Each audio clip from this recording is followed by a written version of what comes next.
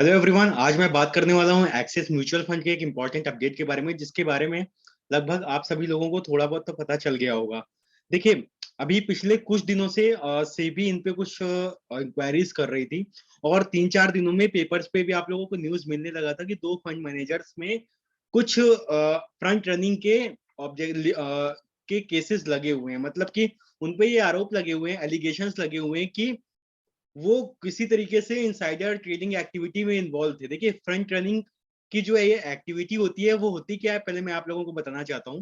देखिए, front running क्या होता है कि जैसे कोई फंड मैनेजर, अगर उसको कोई इंफॉर्मेशन होती है, कोई रिसर्च के बारे में पता होता है कि उस शेयर्स में क्या होने वाला है, तो वो क्या करते हैं, किसी ब्रोकर को अपनी इंफॉर्मेशन शेयर करते हैं, और वो ब्रोकर उन इंफॉर्मेशन को लेकर के उनके शेयर्स अपने क्लाइंट्स को बाई कराता है या खुद बाई करता है, जिससे उस ब्रोकर को भी बेनिफिट होता है और उस फंड मैनेजर को भी बेनिफिट होता है। तो एक ये हो गया फ्रंट रनिंग का। और दूसरा कॉन्सेप्ट एक और होता है फ्रंट रनिंग का, कि फंड मैनेजर को पता होता है कि शेयर्स में कुछ अच्छा उछाल आने वाला है, कुछ अच्छा इंप्रूवमेंट मिलने वाला है, तो वो क्या करते हैं, उन शेयर्स को पहले अपने पास बाई कर लेते हैं और उसके बाद फंड हाउसेज में एक बड़ी बाइंग करते हैं, जिससे उन शेयर्स के प्राइसेस में काफी बड़ा उछाल आता है। तो ये दोनों चीजें होती हैं आपकी फ्रंट रनिंग। तो यहाँ पे जो दूसरा कंडीशन है कि ये जो दोनों फंड मैनेजर थे, इन्होंने क्या किया, इन्होंने शेयर्स को पहले फंड हाउस में खरीदने से पहले, एक्सिस म्यूचुअल फंड, मैं ये नहीं कह रहा कि ही इज, उन्होंने कोई गलत एक्शन लिया, उन्होंने एक्शन लिया।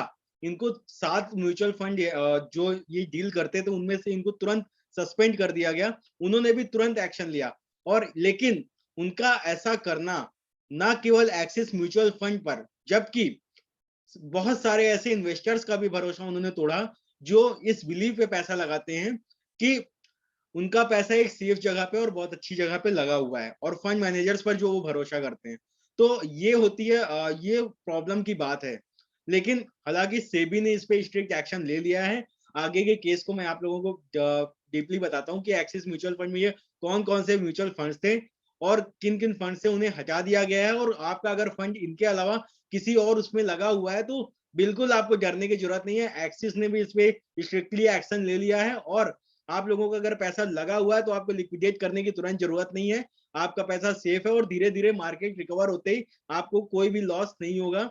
ऐसा मैं एश्योर करता हूँ, ऐसा मैं मार्केट को सिनेरियो को देखते हुए एश्योर करता हूँ, क्योंकि जो डिसीजंस लिए गए हैं वो पॉजिटिव लिए गए हैं, और जो भी कस्टमर है, जो भी म्यूचुअल फंड होल्डर्स हैं, उनके बेनिफिट्स के हिसाब से लिए गए हैं। उनका जो इन्वेस्टर प्रोटेक्शन है उसको देखते हुए ये फैसला लिया गया है। तो अब देखते हैं ये जो इनसाइडर ट्रेडिंग हो रही थी, सॉरी, ये जो चीजें हो रही थी उस पे क्या किया है सेबी ने।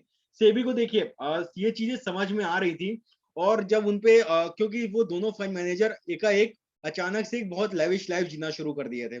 फंड मैनेजर्स मिलके कम से कम 500 करोड़ के ऊपर की इनके पास वेल्थ क्रिएट हो चुकी थी, बड़ी बड़ी प्रॉपर्टीज ये खरीद रहे थे, और साथ ही साथ ये भी नाम सामने आया है रूमर्स के थ्रू कि लंबरगिनी, इन सब बड़े बड़े, मतलब कि अचानक से उनकी इनकम इतनी ज्यादा बढ़ गई थी कि बहुत ही बड़ी लाइफ जीना शुरू कर दिया था।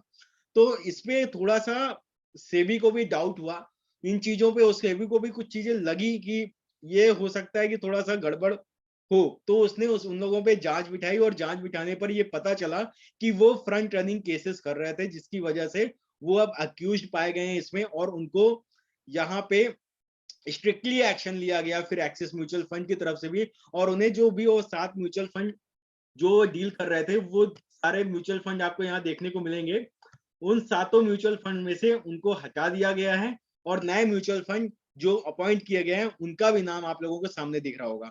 तो आपके पैसे को सिक्योर करने के लिए एक्सिस म्यूचुअल फंड की तरफ से जो हो सकता है उन्होंने कर दिया।